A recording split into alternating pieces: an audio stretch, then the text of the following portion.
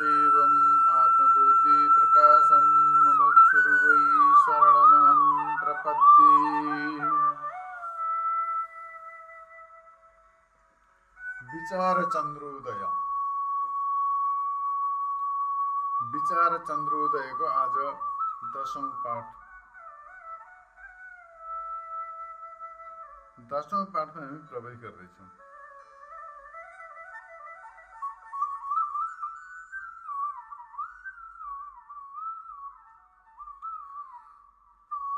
स्थूल, सूक्ष्म र कारण तीन प्रकारका देहका सम्बन्धमा विचार गर्ने क्रममा हामी सूक्ष्म शरीरका सम्बन्धमा विचार गर्दैछौँ, जसमा चाहिँ हिजो हामीले अपञ्चीकृत पञ्चमहाभूतबाट उत्पन्न सूक्ष्म शरीरका सम्बन्धमा विचार गरेका थियौँ। अब यहाँनिर अन्तिममा गएर हिजोको प्रसङ्गमा भनिएको थियो कि आत्मा कर्ता भोक्ता केही पनि होइन। कर्तृत्व भोक्तृत्व सबै सूक्ष्म शरीरमै छन्।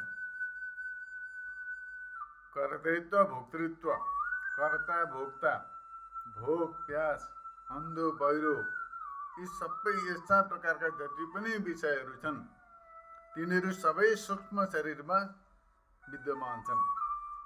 सबै प्रकारका क्रियाकलापहरू स्थूल शरीर र सूक्ष्म शरीर सम्बन्धित हुन्, आत्मा सम्बन्धित होइनन् भन्ने कुरो सिद्ध गरिएको थियो भने अब यस्तो प्रकारले यहाँनिर आज अगाडि बढाइँदैछ कि अब पाप र पुण्य, पुण्य पापको कर्ता को हो र त्यसको भोक्ता को हो। पुण्य पापको कर्ता र तिनीहरूको फल सुख दुःखको भोक्ता वास्तवमा के हो? हिजो त बताइयो, योभन्दा पहिले बताइयो कि आत्मा कर्ता भोक्ता केही पनि होइन। कर्तृत्व भोक्तृत्व सबै प्रकारका विषयहरू सूक्ष्म शरीरका हुन्। लोक परलोक गमन आगमन यी सबै सूक्ष्म शरीरका धर्म हुन्। सबै सूक्ष्म शरीरमा विद्यमान छ। त्यो सबै विषयहरू आत्मामा छैन भनेर बताइएको थियो। अब यहाँनिर जिज्ञासा हुन्छ कि पुण्य पापको कर्ता र तिनीहरूको फल सुख दुःखको भोक्ता आत्मा कसरी होइन भन्ने जिज्ञासा छ। आत्मा पुण्य पाप कर्महरूको कर्ता र तिनीहरूको फलको भोक्ता चाहिँ कसरी होइन भनेर यस्तो प्रकारले जिज्ञासा यहाँनिर व्यक्त गरिएको छ।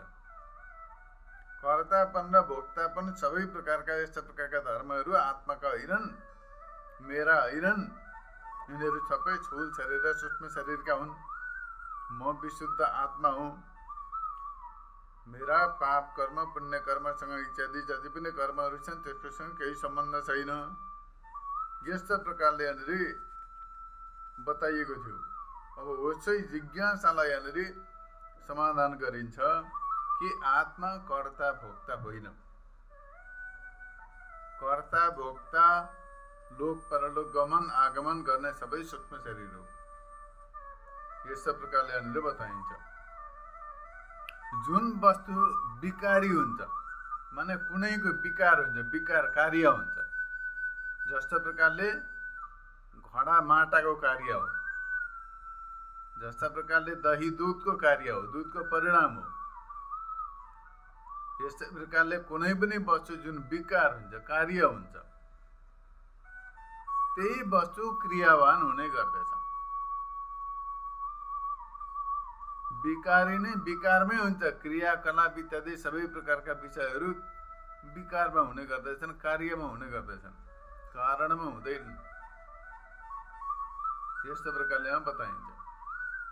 अब आत्मा निर्विकार हो। त आत्मा निर्विकार हुनाको कारणले गर्दाखेरि त्यसमा कुनै प्रकारका कर्म कर्ता इत्यादि केही पनि छैन। सूक्ष्म शरीर र स्थूल शरीर विकार हुन्, प्रकृतिका विकार हुन्, यिनीहरू कार्य हुन्। त्यस कारणले गर्दाखेरि सबै प्रकारका क्रियाकलापहरू कार्यबाट नै सम्पन्न हुन्छ, कारणमा सम्भव हुँदैन। त्यो कुरो कारणबाट हुँदैन। जस्ता प्रकारले माटाको घडो बनाइयो, घडा, त्यो घडाबाट पानी ल्याउनु लानु पिउनु इत्यादि सबै कुरो गरिन्छ किनकि त्यो कार्य हो। तर सिधै माटाबाट पानी पिउनु इत्यादि गर्न सम्भव हुँदैन। सुन छ, सुनको औँठी सौँठी यस्ता जेवर हेरा इत्यादि बनाइयो, सबै कुरो बनाइयो, हारहरू बनाइयो त्यो कार्य हो, त्यस कारणले गर्दाखेरि काममा आयो। तर सुने मात्रै चोलो डोलो सुन के काममा आउँछ? त्यो राख्नु मात्रै हो, त्यसको लागि सुन्छ भनेर राख्ने मात्रै हो, त्यो कारण रूपमा कुनै कार्य हुँदैन। कारणमा कुनै प्रकारको कार्य हुँदैन, कार्यमा हुन्छ, विकारमा हुन्छ। सबै प्रकारका व्यवहारहरू विकारबाट हुन्छन्, कारणबाट हुँदैनन्, मूल स्वरूपबाट हुँदैनन्। जस्तो प्रकारले वृक्ष छ, वृक्षकै छ, वृक्ष छँदैछ, रुख छँदैछ, बस आफ्नो ठाउँमा बसिरहेछ। तर जब त्यसको त्यो फर्निचर बनाइन्छ तब मात्रै त्यसको उपयोगमा आउँछ। त्यस कारणले गर्दाखेरि विकार र कार्यबाट नै सबै प्रकारका क्रियाहरू सम्पन्न हुन्छन्। निर्विकार कारणबाट केही पनि हुँदैनन्। र त्यसमा पनि आत्मा तत्त्व त निर्विकार कूटस्थ चैतन्य हो, एकदमै कूटस्थ। कूटस्थका दुई प्रकारका अर्थ हुन्छन्। कूटस्थ माने सारा विश्व ब्रह्माण्ड जो छ, मायामय जगत, त्यसमा सर्वत्र व्याप्त छ, मुक्त रूपले, शुद्ध रूपले व्याप्त छ, सबैतिर स्थित छ। तर कुनैबाट पनि स्पर्श हुँदैन, केही पनि हुँदैन। हो त्यस्तो प्रकारको कूटस्थ चैतन्य। अर्को कुरो कार्य कारणदेखि अलगै भिन्न, कार्य पनि होइन, कारण पनि होइन, भिन्न, अलगै, सबैको प्रकाशक हो। यस्तो प्रकारले दुई प्रकारका कूटस्थका अर्थ बुझिन्छ। एउटा त न कार्य हो न कारण हो, केही पनि होइन, आत्मा चैतन्य, विशुद्ध चैतन्य छ, विशुद्ध स्वरूपले स्थित छ एक। अर्को कुरो सबै प्रकारका विकारी कार्यहरू जति पनि छन् तिनीहरूमा पनि सर्वत्र शुद्ध रूपले व्याप्त छ। यस्तो प्रकारले यहाँनिर बताइएको छ। यहाँनिर बताइन्छ कि म निर्विकार हुनाले गर्दाखेरि क्रियाको आश्रय होइन भनेर यस्तो प्रकारले अनुभव गर्नुपर्दछ। अब यी पुण्य पाप जस्ता सबै प्रकारका कर्महरू, सबै प्रकारका क्रियाकलापहरू सबै विकारबाट सम्भव हुन्छन्, कार्यबाट सम्पन्न हुन्छन्। तर आत्मा कार्य होइन, म विशुद्ध आत्मस्वरूप हुँ। त्यस कारणले गर्दाखेरि मेरो यी पुण्य पापसँग केही सम्बन्ध पनि छैनन्। यी पुण्य पापहरू मेरा पनि होइनन्, यिनीहरूको म कर्ता होइन र यिनीहरूको फलको भोक्ता पनि म होइन। यस्ता प्रकारले अनुभव गर्नुपर्दछ। जब कर्ता होइन भने भोक्ता पनि होइन। जो कर्ता हुन्छ सोही भोक्ता हुन्छ, जो कर्ता हुँदैन सो भोक्ता पनि हुँदैन। त्यस कारणले गर्दाखेरि गर्नेलाई कर्ता भनिन्छ। जो जसले जे गर्दछ त्यो कर्ता, जसले भोग्दछ त्यसलाई भोक्ता। गर्नेलाई कर्ता, भोग्नेलाई भोक्ता भनिन्छ। यस्तो प्रकारले बुझ्नुपर्दछ। अब आत्मा कर्ता भने केही गर्दै गर्दैन, आत्मा त गर्दै होइन भनेदेखि भोक्ता पनि सम्भव हुँदैन, भोक्ता पनि होइन आत्मा। त्यस कारणले गर्दाखेरि म शुद्ध विशुद्ध स्वरूप आत्मस्वरूप हुँ। त्यस कारणले गर्दा यी सबै प्रकारका कार्यकरणहरू जति पनि छन् यी सबै अन्तःकरणका धर्म हुन्। कर्तृत्व, भोक्तृत्व सबै प्रकारका विषयहरू अन्तःकरणका हुन्, अन्तःकरणबाट सम्पन्न हुन्छन्। यी मेरा होइनन् र म पनि यिनीहरूको होइन। म केवल यिनीहरू सबैलाई जान्नेवाला साक्षी मात्रै हो। यिनीहरूभन्दा भिन्न तटस्थ साक्षी मात्रै हो म। पाप पुण्यलाई जान्ने, कर्तृत्व भोक्तृत्वपनलाई जान्ने, यी सबैको साक्षी कूटस्थ चैतन्य साक्षी मात्रै हो म। यस्तो प्रकारले अनुभव गर्नुपर्दछ। धर्मलाई पनि जान्दैछु, अधर्मलाई पनि जान्दैछु। धर्मको पनि साक्षी, अधर्मको पनि साक्षी, यो दुवैको साक्षी हो। कर्तृत्वको पनि साक्षी, भोक्तृत्वको पनि साक्षी, कर्ताको पनि साक्षी, भोक्ताको पनि साक्षी, यी सबैको साक्षी मात्र हुँ। तर म कर्ता पनि होइन, भोक्ता पनि होइन। कर्ता भोक्ता को हो त भन्दा अन्तःकरण, मन र बुद्धिको खेल हो। सबै इन्द्रिय, मन, बुद्धिको खेल हो यो सबै। त्यस कारणले गर्दाखेरि आत्मा विशुद्ध स्वरूप हुनाले गर्दा यिनीहरूको साक्षी मात्रै हो। आत्मा कर्ता होइन, भोक्ता होइन। आत्मा कुनै कर्मको कर्ता पनि होइन, कुनै पुण्य कर्मको फलको भोक्ता पनि होइन। यस्ता प्रकारले जान्नु पर्दछ। यहाँनिर बताउनुहुन्छ अब आत्मा कर्ता पनि होइन, भोक्ता पनि होइन। कर्ता भोक्ता होइन आत्मा। पुण्य पापको कर्ता पनि होइन, भोक्ता पनि होइन, उ त शुद्ध स्वरूप हो भने लोक र परलोकसम्ममा आगमन गमन गर्ने चाहिँ को हो? आत्मा सर्वव्यापक छ, शरीरै नष्ट हुन्छ भने यो लोक परलोक जाने, आउने, स्वर्ग जाने, पुण्य भोग्ने, नर्कमा जाने, पापको फल भोग्ने चाहिँ को हो? यो कसले गर्दछ यस्तो काम? कहाँबाट, के द्वारा सम्पन्न हुन्छ त्यो कार्य भन्दा यहाँ बताउनुहुन्छ यो अन्तःकरण माने लिङ्ग देह परिच्छिन्न छ। यो लिङ्ग देह माने सूक्ष्म शरीर, अन्तःकरणको काम हो यो सबै। तदावच्छिन्न चैतन्य, त्यसमा चैतन्य व्याप्त छ, संस्कार छन् त्यसमा, सबै कुरा छन् त्यसमा, पुण्यका संस्कार पनि छन्, पापका संस्कार पनि छन्, कर्तृत्वको अभिमान पनि छ, भोक्तृत्वको अभिमान पनि छ, कर्ता पनि चाहियो, भोक्ता पनि चाहियो। यस कारणले गर्दा हो त सबै त्यसैको काम हो यो। प्रारब्ध कर्म अनुसारले परलोकको गमन र आगमन यस्तो प्रकारले चलिरहन्छ। अब आत्मा त आकाश छ, सर्वव्यापक, व्यापक तत्त्वको गमन आगमन हुँदैन। परिच्छिन्न वस्तुको न गमन आगमन हुन्छ। परिच्छिन्न माने इन्डिभिजुअल, टुक्रेको वस्तु, डिभाइडेड, विभाजित वस्तु। परिच्छिन्न भनेको विभाजित, देश परिच्छिन्न, काल परिच्छिन्न, वस्तु परिच्छिन्न हो त्यस्तो वस्तु, यसलाई परिच्छिन्न भनिन्छ।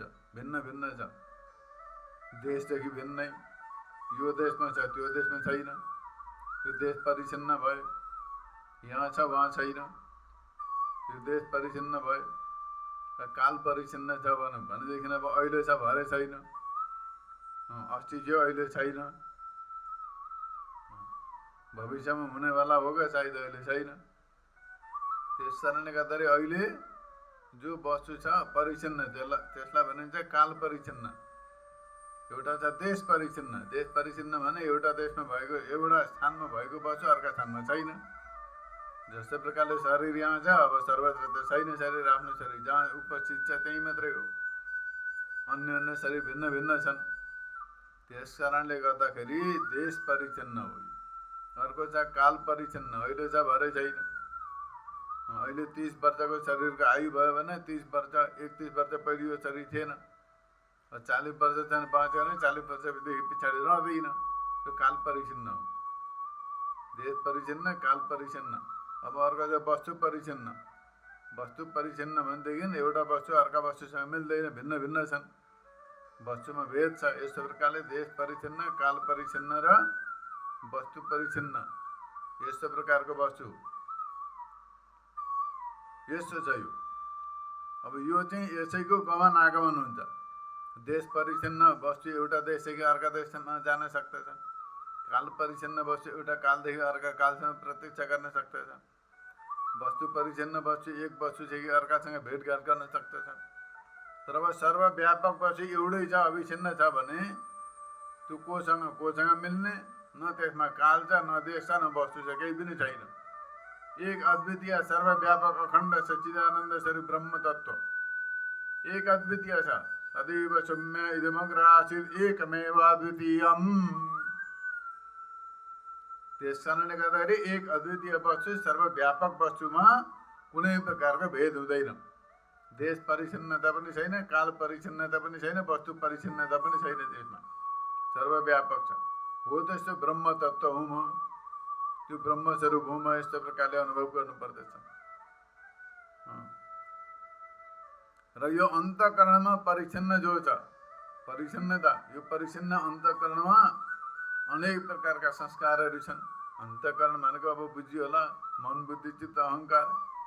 विशेष गरेर मन र बुद्धिलाई लिइन्छ। यहाँ मन र बुद्धिलाई लिएको छ र मन र बुद्धिमा शुभाशुभ विभिन्न प्रकारका संस्कारहरू विद्यमान छन्। यदि विभिन्न प्रकारका संस्कारहरू विद्यमान हुनको कारण त्यसैमा गति पनि हुन्छ, कर्तृत्व पनि छ, भोक्तृत्व पनि छ, सबै कुरा छ।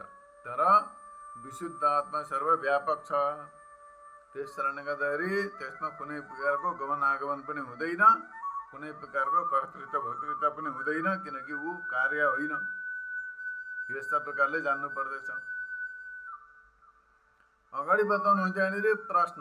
अब यो के छ त भन्दाखेरि जिज्ञासा व्यक्त गरेको छ। सात्विकी राजसी र तामसी वृत्तिहरू हुन्छन्। सात्विक वृत्ति, राजसी वृत्ति र तामसी वृत्ति हुन्छन्। वृत्ति 3 प्रकारका हुन्छन्। वृत्ति जो हुन् 3 प्रकारका हुन्छन्, सात्विक, राजसी र तामसी। अब यिनीहरू 3टा पनि आत्माका धर्म होइनन्। यसलाई कसरी जान्ने भन्ने दृष्टान्त दिएको छ। जस्ता प्रकारले कुनै महलमा बसेको एउटा राजा बसेको छ, कुनै महलमा अथवा कुनै एउटा व्यक्ति बसेको छ। अब ऊ त्यसमा राजाको विनोदका लागि अर्थ छ, त्यहाँ विषय छ, कुनै कारिगर पनि छ, कारण जब त्यसमा त्यसले कार्य पनि गरिरहेको छ, बनाइरहेको छ। अब त्यसमा बनाउँदाखेरि त्यसबाट नालीको पालो बनाइएको छ। त्यसमा चाहिँ जलका 3टा धारा बगिरहेका छन्। 3 प्रकारका धारा जलका बगिरहेका छन्। त्यो महलका कारिगरले बनाएका नालीबाट 3 प्रकारका जलका धारा बगिरहेका छन्। प्रवाह रूपमा अनन्त धारा निक्लिरहेका छन्, निरन्तर अविच्छिन्न कन्टिन्यू बगिरहेका छन्। अब त्यसमा त्यो कल बन्द गर्यो, त्यसले त्यो मेसिन बन्द गरियो भने त्यो जल पनि बन्द हुन्छ। खोलिदियो भनेदेखि त्यो चलिरहन्छ। तर त्यसमा ती काम गर्ने ती कर्मचारी सब प्रकारका विषय वस्तु सबै त्यहाँनिर सबै फाल्टै छन्। राजा फाल्टै हो, त्यहाँनिर राजा फाल्टै छ। त्यहाँनिर सबै काम गर्ने चाहिँ वरिपरि बस्ने इत्यादि गर्ने सबैले त्यो काम गरिरहेका छन्। त्यसै प्रकारले यहाँनिर छुलछारी रूप एउटा के हो त भन्दा महल हो। यसमा अधिष्ठान कूटस्थ रूपको ब्रह्म तत्व विद्यमान छ, परमात्मा रूप राजा छ, विद्यमान छ। अब यसको विनोदका लागि त्यहाँनिर माया अज्ञान रूपी कारिगर पनि छ। यहाँनिर अज्ञान रूपी कारिगर पनि छ। यसमा अन्तःकरण रूपी कारण जमा नै त्यहाँनिर गरिएको छ। अन्तःकरण त्यहाँ सबै व्यवस्थित छ। जागृत स्वप्न विषय 3 प्रकारका प्रारब्ध फल भोग्नका लागि 3टा गुणको प्रवाह रूप पनि 3टा धाराका रूपमा चलिरहेका छन्। अब शरीर भए महल, शरीर महल हो। यो छुल शरीर अधिष्ठान रूप कूटस्थ रूप ब्रह्म तत्व यसमा विद्यमान छ। यो विनोदका लागि माया अज्ञान रूप पनि त्यहाँ कारिगर पनि छ। अज्ञान सबै कुरो कार्य सम्पादन गराउने अज्ञान पनि विद्यमान छ। अन्तःकरण रूप कारण छ, त्यहाँनिर गरेको छ, त्यहाँनिर बनाएको छ काम। अन्तःकरण निर्माण गरेको छ अज्ञानले। अन्तःकरण के हो त भन्दा कारिगर हो। निजहरू 3टा छन्। जागृत स्वप्न 3 प्रकारका छ। प्रारब्ध फलको भोग्नका लागि 3टा गुणको प्रभाव पनि चलिरहेका छन्, धारा निक्लिरहेका छन्। 3टै धाराको भित्र अगणित वृत्तिहरू चलिरहेका छन्। ती 3टा धाराभित्र अनेक प्रकारका वृत्तिहरू चलिरहेका छन्। सुषुप्ति जस्ता प्रारब्ध रूप फलका बन्धनमा परेका छन्। सबै प्रारब्ध रूप जुन चाहिँ फल हो, प्रारब्ध फल, प्रारब्ध कर्म, त्यसको बन्धनमा छन्। सबै प्रारब्धको अधीनमा छन्। सबै मुक्त कोही पनि छैन। विशुद्ध आत्मा तटस्थ विद्यमान छ नि। तर यी अरू अन्य जति पनि छन्, अब अज्ञानदेखि लिएर सूक्ष्म शरीर अन्तःकरण जति पनि छन्, तिनीहरू सबै आफ्ना आफ्ना कर्ममा लागिरहेका छन्। संस्कार अनुसार पुण्य पाप राजसी तामसी 3 प्रकारका वृत्तिमा चलिरहेका छन्। 3 प्रकारका वृत्तिहरू त्यहाँनिर उत्पन्न भइरहेका छन्। तर ती सबैको भाव अभावको प्रकाशक आनन्द स्वरूप परमात्मा विद्यमान छ। त्यो वृत्तिहरू उत्पन्न भएको पनि जानिरहेछ, वृत्ति चलिरहेको पनि जानिरहेछ, वृत्ति नभएको पनि जानिरहेको छ। सबैको साक्षी रूपले आत्मा तत्त्व विद्यमान छ। वृत्ति उत्पन्न भयो त्यो पनि जानिरहेछ। वृत्ति सात्विक वृत्ति उत्पन्न भयो कि राजसी वृत्ति उत्पन्न भयो कि तामसी वृत्ति उत्पन्न भयो त्यो पनि साक्षी जानिरहेको छ। कुनै वृत्ति उत्पन्नै नभएको पनि जानिरहेको छ। त्यो साक्षी चैतन्य फाल्टै तटस्थ छ, विद्यमान छ। त्यो साक्षी चैतन्य नै आफ्नै स्वरूप हो। त्यस कारणले गर्दाखेरि केवल त्यही रहन्छ। अब त्यहाँनिर आत्मा चैतन्यदेखि अन्य वृत्ति उत्पन्न हुन्छन्, जान्छन्, नष्ट हुन्छन्, शुभ अशुभ उत्पन्न हुन्छन्, सबै प्रकारको कार्यक्रम चलिरहन्छ त्यहाँ। कहाँ चल्दछ त्यो भन्दा कार्यकारण सङ्घातमा। कार्य भनेको शरीर, करण माने इन्द्रिय समूह र अन्तःकरण। यिनीहरू सबैमा विभिन्न प्रकारका शुभ अशुभ कर्महरू संस्कार अनुसार चलिरहन्छन्, क्रियाकलापहरू चलिरहन्छन्। तर आत्मामा त्यस्तो केही पनि छैन। आत्मा केही पनि गर्दैन पनि, सबै कुरो साक्षी रूपले जानिरहेको छ। कर्म भएको पनि जानिरहेको छ, नभएको पनि जानिरहेको छ। साक्षी मात्रै हो, कुनैको प्रतिक्रिया पनि जनाउँदैन, स्वागत पनि अभिनन्दन पनि गर्दैन। आत्मा चैतन्यले कुनै पनि कर्मको अभिनन्दन पनि गर्दैन, कुनैको विरोध पनि गर्दैन। तटस्थ, जानेको छ बा जानिरहेछ, बसिरहेछ, त्यति मात्रै हो, अरू केही पनि गर्दैन। विशुद्ध आत्मा चैतन्य। अब त्यो सबै अन्तःकरणमा चलिरहेका छन्। पाप पनि चलिरहेका छन्, पुण्य पनि चलिरहेका छन्। पाप पुण्य मिश्रित कर्महरू पनि, भावना पनि उत्पन्न भइरहेका छन्, वृत्तिहरू उत्पन्न भइरहेका छन्। जाग्रत छ, स्वप्न छ, सुषुप्ति छ, सबै त्यसमा चलिरहेको छ। कार्यकारण सङ्घातमा सबै त्यो चलेको पनि जान्दैछ, आत्माले जानिरहेको छ, नचलेको पनि जान्दैछ। सबै प्रकारको साक्षी हो। यस्तो प्रकारले भाव अभाव सबैको साक्षी भएर आनन्द स्वरूपले विद्यमान छ। परमात्मा रूप राजा विद्यमान छ त्यसमा। हो सोही त्यो विशुद्ध चैतन्य चाहिँ म हुँ, सोही ब्रह्म तत्त्व साक्षी तत्त्व म हुँ भनेर यस्तो प्रकारले अनुभव गर्नु पर्दछ। अब यहाँनिर के छ त भन्दा सात्विक राजसी वृत्तिहरू पनि छैनन् यहाँ आत्मामा, तामसी पनि छैनन्। यी सात्विक राजसी वृत्तिहरू पनि मेरा होइनन्, यिनीहरूसँग ममा यिनीहरू पनि छैनन्। यस्तो प्रकारले अनुभव गर्नु पर्दछ। ती सात्विक राजसी र तामसी सबै प्रकारका वृत्तिहरू सबै अन्तःकरणमा छन्, मन र बुद्धिमा छन्, ममा छैनन्। यिनीहरू मनका हुन्, मेरा होइनन्। यस्तो प्रकारले अनुभव गरेर विशुद्ध स्वरूपले आफ्नो साक्षात्कार गर्नु पर्दछ। अब यी अन्तःकरणका हुन् सबै। म त यिनीहरूको जान्नेवाला, यीदेखि भिन्न द्रष्टा मात्रै हो, साक्षी मात्रै हो। यी सबै प्रकारका पाप पुण्य इत्यादि सबै अन्तःकरणका हुन्, मेरा होइनन्। म चाहिँ यिनीहरू सबैको साक्षी, सबैको जान्नेवाला मात्रै हुँ। यस्तो प्रकारले जान्नु पर्दछ। यसै गरी अगाडि बताउनुहुन्छ अन्धपना आदिहरू, मन्दपना, पटुपना, यिनीहरू सबै पनि के हुन् त भन्दाखेरि यिनीहरू पनि यिनीहरूकै हुन्, कार्यकारण सङ्घातकै हुन्, सबै मेरा होइनन्। जस्तो प्रकारले नेत्र आदि इन्द्रियहरू छन्। नेत्रले आफ्नो विषयलाई ग्रहण गर्दछ, रूपलाई ग्रहण गर्दछ। अब यदि गर्न सकेन भने त्यो नेत्र अन्धो भयो। अन्धो छ भने गर्न सक्दैन, त्यो नेत्रले रूपलाई ग्रहण गर्न सक्दैन। अब रूप छ, अन्धो छैन भनेदेखि रूपलाई ग्रहण गर्दछ, अन्धो छ भने रूपलाई ग्रहण गर्दैन। तर साक्षी आत्मा चैतन्य त्यो रूपलाई ग्रहण गरेको पनि जान्दछ, उसले साक्षी हो। नगरेको पनि साक्षी हो। अन्धोपनको पनि साक्षी हो, दृष्टिवानको पनि साक्षी हो। यस्तो प्रकारले जान्नु पर्दछ। त्यो साक्षी नै आफ्नो स्वरूप हो।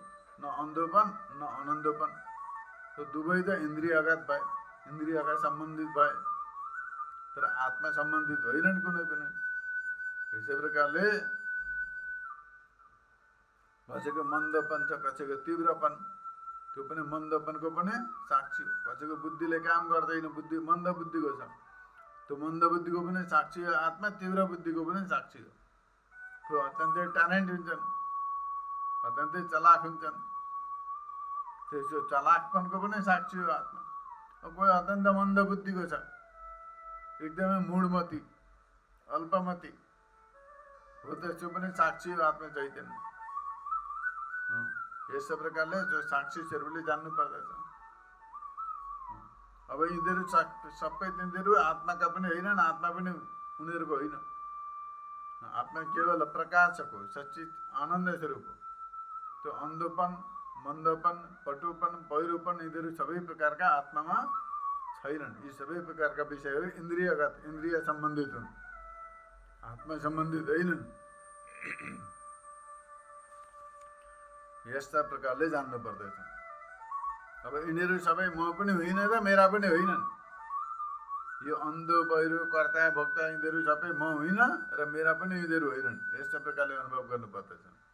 यी सबै इन्द्रियका हुन्, अन्तःकरणका हुन्। म यिनीहरूको द्रष्टा हुँ, जान्नेवाला साक्षी हुँ। यी सबै दृश्य हुन्, म यिनीहरूको द्रष्टा हुँ भनेर यस्तो प्रकारले जान्नु पर्दछ।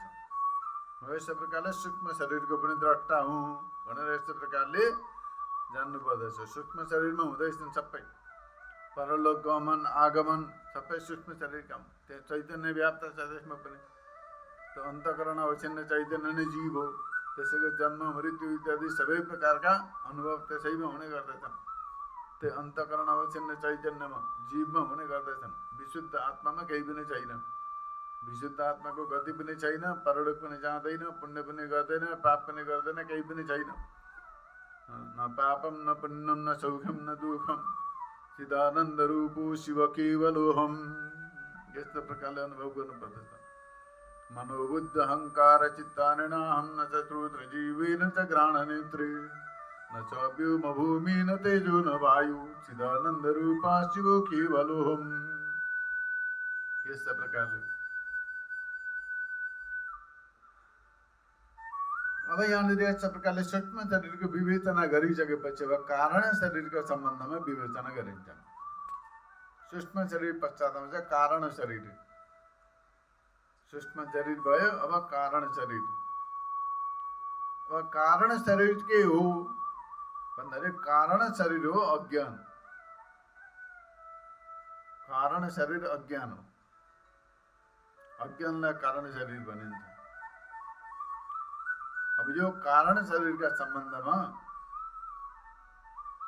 बताइन्छ अब उपरान्त, र यो सूक्ष्म शरीरका सम्बन्धमा बताइयो। आजलाई यसैमा विराम गरिन्छ। हरि ओम तत्सत्।